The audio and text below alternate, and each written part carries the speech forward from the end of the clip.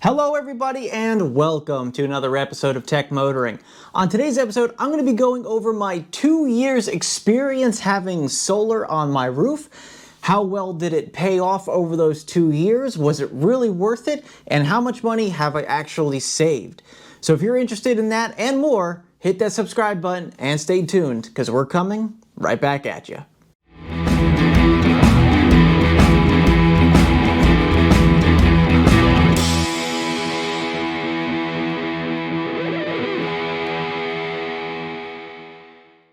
All right, everybody, well, welcome back. So like I was saying, we have finally hit 2 years since we put solar on our roof. We finally got the solar up and running in July of 2020. And since then, we have been producing quite a bit of power that we are using here in the house and also exporting some of that out to our electricity company for some credit, a little bit of credit. So how has this experience been? Is it really worth it? Well, I have the numbers here to show you exactly what we have produced, what we have sent out, how much we've used ourselves, and how much money we've actually saved by having solar on our roof.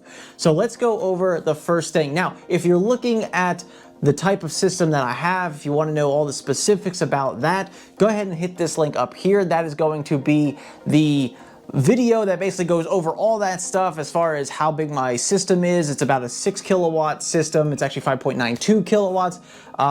It shows you the panels, the types of panels, everything like that. And of course, if you're interested in all the solar videos I have already done, some of them are quarterly based and how well I did in those first year and a half or so of having solar, you can hit this playlist right up here, and that'll bring you right to that full playlist of everything since I started solar 2 years ago, all the way up to now. So let's get down to what we've seen. Now, the first thing I want to show you is a couple of graphs. And in this graph, this is basically what we produced versus what we've sent back to the electricity company. Now, you can see the top line here is what we produced, that purple line, and that blue line there that's below it. That is actually the electricity that we actually sent back. Now, you can obviously, there's a pattern to this. Every time we have a big spike, we usually end up sending back more electricity to the company, and every time that we don't produce as much electricity, the amount we send back is pretty even with that. So as you can see, we do send back quite a bit of the amount of electricity that we produce here. And I'll go over all those numbers in more detail shortly. So that's one thing I want you to keep in mind, and I'll keep this coming up on the screen every once in a while so you can see that, or you can pause it to take a look at it for yourself.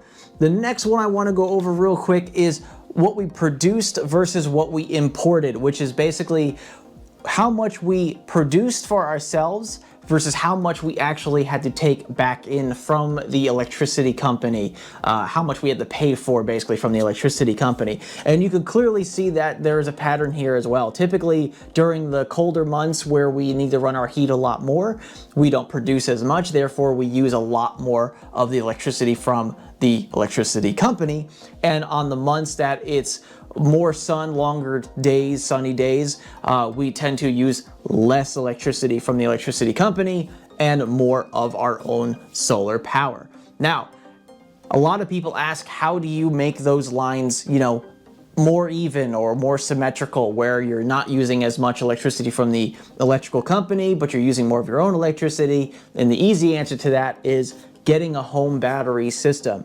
So that would take down your demand at nighttime or any other time you're not producing enough electricity, and anything excess that you make, instead of sending it back to the electricity company, you could just be putting it into your home battery, which is a fantastic way of saving a couple dollars to, basically offset the cost of your electricity company every single month a little bit more. But it all depends on how much electricity you use and how much you're willing to pay for a battery backup system. And I am still looking into doing a battery backup system for myself, and whether or not it's going to be worth it in the long run, maybe saving $50 to $70 a month depending on the time of the year.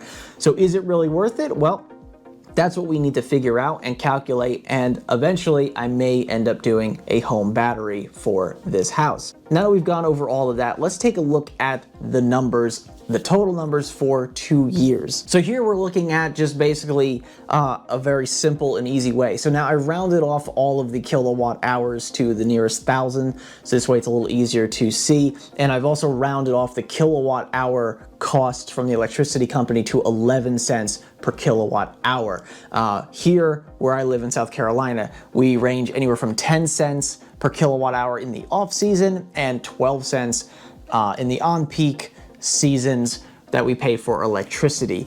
So I just chose 11 as kind of a middle figure for, showing you those statistics from here. So as you can see from this graph here, we produced 15,000 kilowatt hours of electricity for ourselves. That's 15 megawatt hours if you were to translate that, which comes out to about a savings of $1,650 in electricity. So we produced the equivalent of $1,650 of electricity over the course of 2 years. So not too bad. The figure is pretty good for a system of my size. And let's take a look at the next number, which is produced and used. So this is how much we produced and immediately used upon producing it. So we didn't send this back to the grid. This was what we used for ourselves.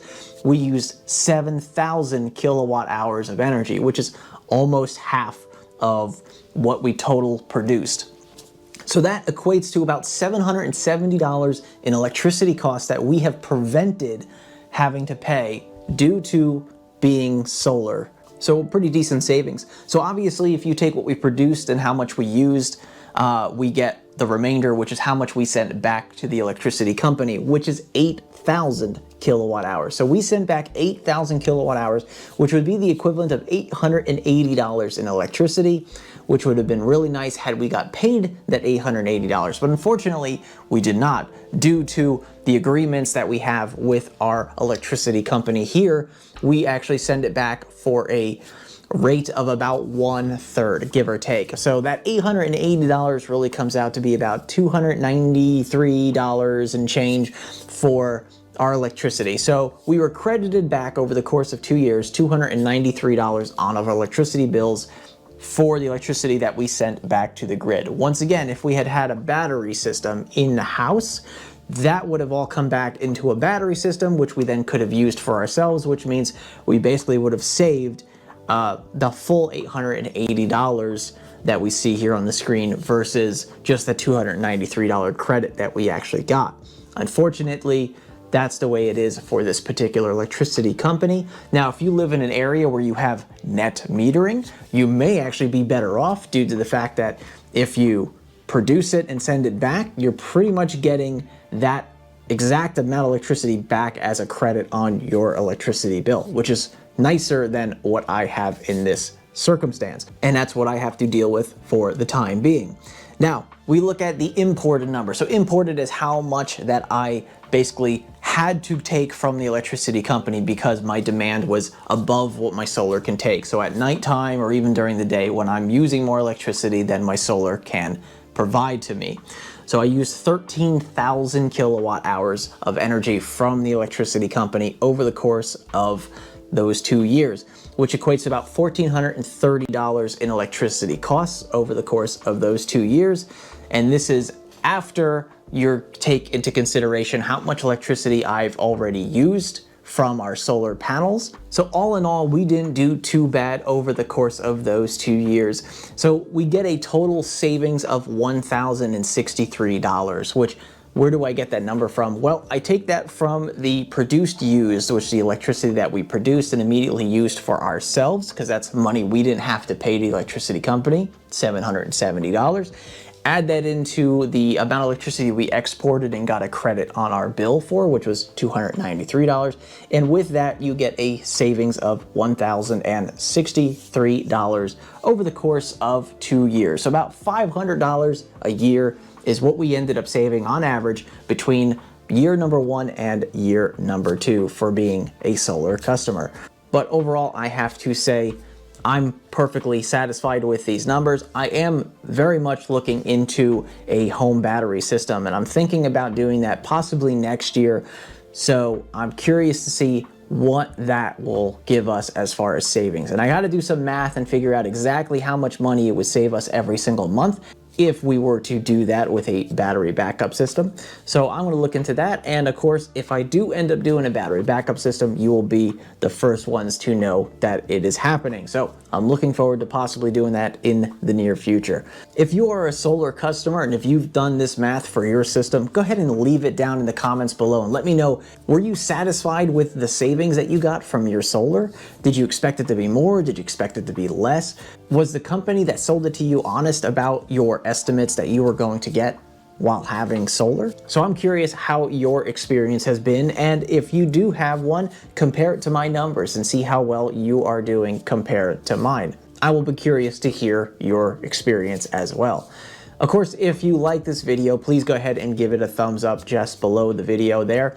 Of course, if you haven't subscribed to the channel already, if you're interested in solar, EVs, of course, subscribe to this channel. I have a lot of other content on this channel that you could probably be interested in. And of course, you could check us out on my website, techmotoring.com, on Twitter @techmotoring, facebook.com/techmotoring. I'd like to thank you very much again for watching today's episode. And remember, welcome to the future. And welcome to Tech Motoring, and we will see you on the next episode.